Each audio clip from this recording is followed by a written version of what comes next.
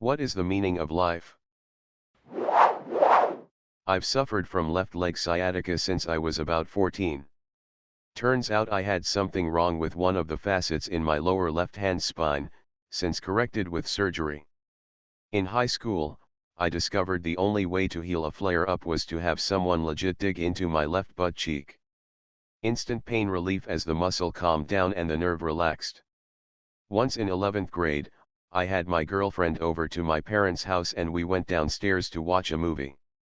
While we obviously messed around down there all the time, this was actually very innocent. I had a flare-up and she offered to massage my ass cheek to help with the pain. I laid across her lap face down while she went to town. Felt so good to not have my leg be on fire. Anyway, Dad walks downstairs and in the dark, it appears my girlfriend was fisting my asshole. He immediately screams, "Whoa, OMG, I'm sorry," and runs upstairs. I had to go and explain what was up. He still thinks she was fisting me. I'm almost 30. Driving back to college from my grandma's house, holding my hand up to my ear to hear myself better as I practice for a choral performance a couple days from then. Cop pulls me over, is surprised to see that my phone is actually packed away in the back seat when he asks me to retrieve it. Asks me what the hell I was doing, and I get to awkwardly explain the thought process behind hearing yourself better when holding a hand to your ear. After a long stoic pause I panicked and couldn't think of anything else to say, so I went, "Just try it," and started singing on the side of a 2-lane highway in the middle of bumfuck nowhere. He let me off with a warning. Edit, I don't know why I got a warning. I like to think the guy was just as embarrassed as me in the moment, and tried to make that traffic stop mean something more than I pulled over a choir kid because I thought I saw a phone and distracted driving is bad. So he let me off with a warning. He does however come across as some sort of Footloose-esque villain though, and I agree it was a super weird interaction. Oh, God. This reminds me of my own story. I had a good female friend in high school named Natalie. I had a big crush on her and we ended up dating later, but at the time she was with someone else. Anyways, she came to my house to work on a project after school one day before my mom came home. She finished up and then had a date with her BF at the time, much to my lovesick chagrin, so she needed to change. I told her she could change in my room. She did and then left without incident. I was chilling downstairs when my mom got home and went upstairs. Why she did it, but for some reason she decided to look at my room and then I heard her say my full name, loudly and slowly, the way she only did when I was in serious trouble. Confused I ran upstairs to find my mom holding a lacy, see-through, blue thong. Apparently, it fell out of Natalie's bag when she was changing. The worst part was there was no way I could convince my very angry, traditionalist, of a mom that I didn't have sex with her when the reality was I very much wanted to do just that. I was in the Navy, stationed on an aircraft carrier.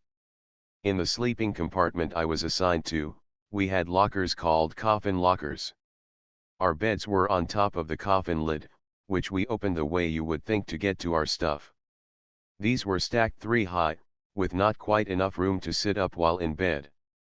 We were on a deployment, so we brought whatever we couldn't live without for 6 to 12 months. One of the things I had was a rechargeable shaver. Well, apparently when I closed my locker the one night before going to bed, I jarred the battery cover, and the shaver intermittently vibrated against the wall of the locker. However, I didn't realize it at first. I heard the vibration and assumed that the girl assigned to the bunk under mine was going to town on herself with a vibrator. It went on and on, so then I started thinking that it wasn't her with her vibrator. I got out of bed and opened my locker, and when I saw the shaver, I realized what I had been hearing. At that moment, the girl laying in her bunk below mine opened the curtains and gave me a look. I showed her the shaver, and explained what happened. We both had a laugh when she said that she thought I had been going to town on myself with a vibrator. I was in a relationship with a girl who was paraplegic and needed a wheelchair.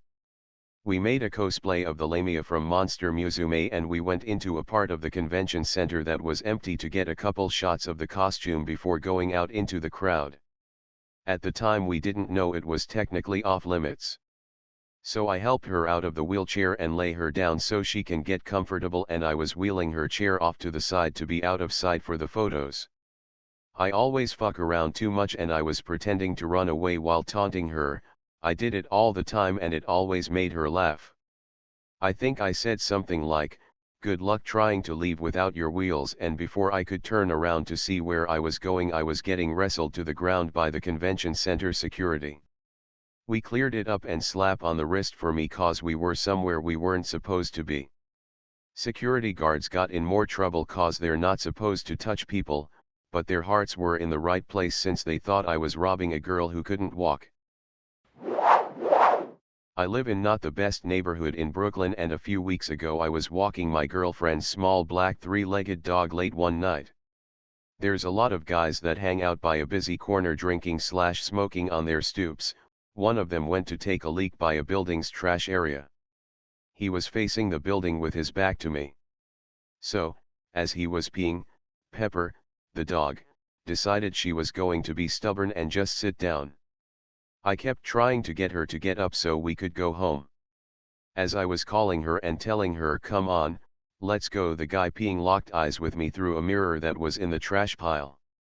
EY, yo, what the fuck? He couldn't see the dog I was talking to because she was 10 feet behind me in the shadows. He thought I was trying to fight him while I was watching him take a leak. Not at all the case. As he was zipping up and turned around, Pepper hopped up and trotted by and broke all the tension. He was like, "Oh shit, my bad. I didn't know you were talking to the dog." We laughed about it and carried on our separate ways. Theater kid in high school, had a scene where I had to tie a girl to a chair with a specific knot so it looked real but could be undone super quick by her just tugging something and it all coming undone. Anyway, I'm practicing the knot with her in the classroom during an off period so I could get it right. Cue gym teacher walking into the room to ask theater teacher something and seeing a girl gagged and getting tied to a keyar while we were the only two in the theater classroom. Fun times. Edit. Few quick things I thought I'd add after replying to comments. Scene was after her character gets kidnapped, so that's why we went to all the lengths to make her look like a hostage. She agreed to everything we did, even suggested the gag herself to be authentic. Take that how you will. Teacher who found us was super chill and knew most of the theater kids anyway and supported the theater anyway. He told us through the visible concern, "Please tell me this is for a scene cause I don't want to be there for this trip to the principal." I told him, "Yeah, just practicing to get the knot right, and another scene is on stage." He just nodded and went to find theater teacher. Again, I never thought to take her gag off to let her help me explain cause I'm an idiot. Later our theater teacher decided we'd have certain places to practice sensitive scenes. Similar thing happened to me, but it was because I had a terrible headache at work, and the work colleague who gave me the headache pills failed to mention they were effervescent and had to be put into water. Worse, I was just running from work to get on a 2-hour train trip to my parents' house. So I swallowed the pills on the train with a sip of water from my water bottle, and immediately felt something was very wrong. Now not only do I have a terrible headache, but my intestines are fizzing. My guts were not impressed, and soon my bowels began to cramp. This was the very last train for the day, so if I got off at a station to go to the toilet, I'd be stuck overnight in the middle of bumfuck nowhere. However, I knew at one station the train would stop and sit there for a few minutes while the guards changed over. But there was no way I would make it to the toilet carrying all my luggage and back again in time. So I risked running off the train, abandoning my luggage, for an express toilet bowel explosion. Fortunately the carriage was empty, because I don't know what people would think, seeing someone leaving a bunch of luggage on a train, and absolutely sprinting away like their life depended on it. They might have thought it was for another type of explosion. Fortunately I managed to get to the toilet, clean up, and get back on the train before it took off with my luggage. But it was still a pretty miserable train trip. I was helping out a female coworker by giving her a ride home from work every day. She was going through a divorce and was having car issues with her ex. We both worked the same hours and it was a short distance, so I was happy to help. Anyway, one day she told me that a mouse had gotten into her bedroom, which was over her garage. I told her it's probably a simple fix, like maybe the mouse came up through a heat vent or small hole somewhere near the floor. I go up to her bedroom and get down on all fours looking for somewhere that the mouse was getting in. I took off my glasses and set them on her nightstand next to her bed. I found a small opening by a plumbing pipe and jammed some paper in it to block it off. I got up and told her that was the only place I could see and that I thought it might be fixed. I then walked out to my truck and drove home. 2 hours later, I get a call from my friend who says that her soon-to-be ex had come over and found my glasses on the nightstand. She tried to explain to him that it was completely innocent and I was just looking for a hole where the mouse may have gotten in. He just looked at her and said, "Yeah, I am sure he was here looking for a hole." Senior year of high school, end of the year, and it's been balls hot for days and for some reason the AC isn't working. I have this pain in my taint and scrotum area and I'm complaining about it to my friend next to me in biology class. I really don't want to go tell the nurse or have a parent look at it, so I ask my friend if he'll take a peek. This was before everyone had a cell phone with a camera to do this sort of thing. He says, "Sure bro, I got you." The teacher tells us to split into pairs to quiz each other with flashcards for the final and then excuses himself to the bathroom. My friend and I pair up and head to the back of the lab where there's a walk-through office to the next lab and close the door behind us and move out of sight of the windowed doors, and I drop my shorts and undies and he squats down to take a look as I move my junk up and out of the way for a clear view. In walks the teacher because he wanted to grab his water bottle out of the office on his way back from the bathroom. I'm standing facing him and my friend is squatting in front of me, definitely looking like he's blowing me from the teacher's perspective. Teacher freezes and can't find words as I rush to cover myself and my friend turns around and blurts out, "I'm not sucking it, I'm just looking." Teacher backs out of the office and won't look either of us in the eye for the last week of school. Edited to add for everyone asking.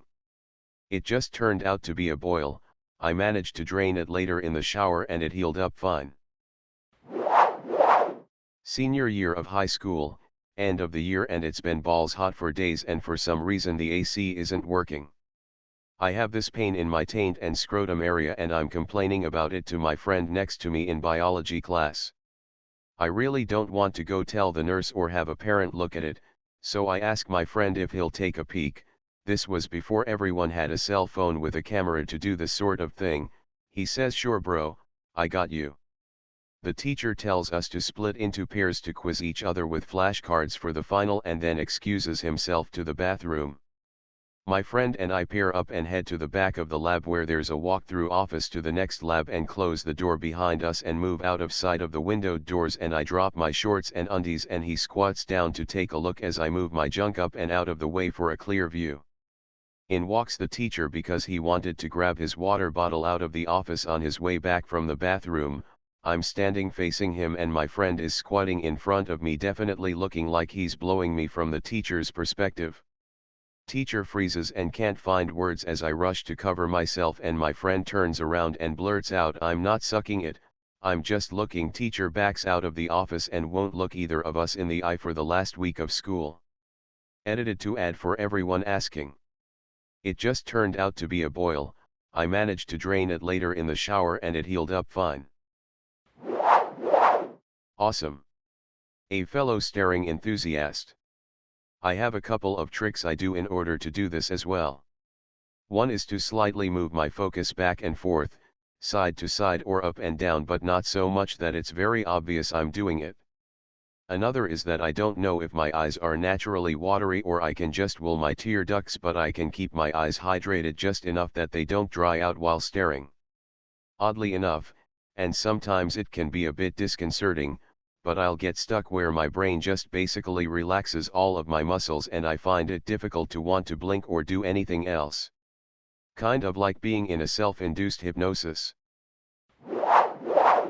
I also do this, I talk to myself alone in my bedroom sometimes and I'll just be conversating with myself, chill out, nobody is talking back to me, and I'm totally aware I'm alone, about a subject, and sometimes even when I halfway into what I'm trying to say my brain will just start thinking of something totally unrelated and I'll completely forget what I was talking about. It takes me a minute or two to stop, think, and come back to what I was originally saying. This doesn't ever happen to me in real conversations though, but I believe it's because those are back-to-back dialogues. If it's a non-stop rambling monologue with myself then I tend to sometimes drift into La La Land time from time. Yes, I have had.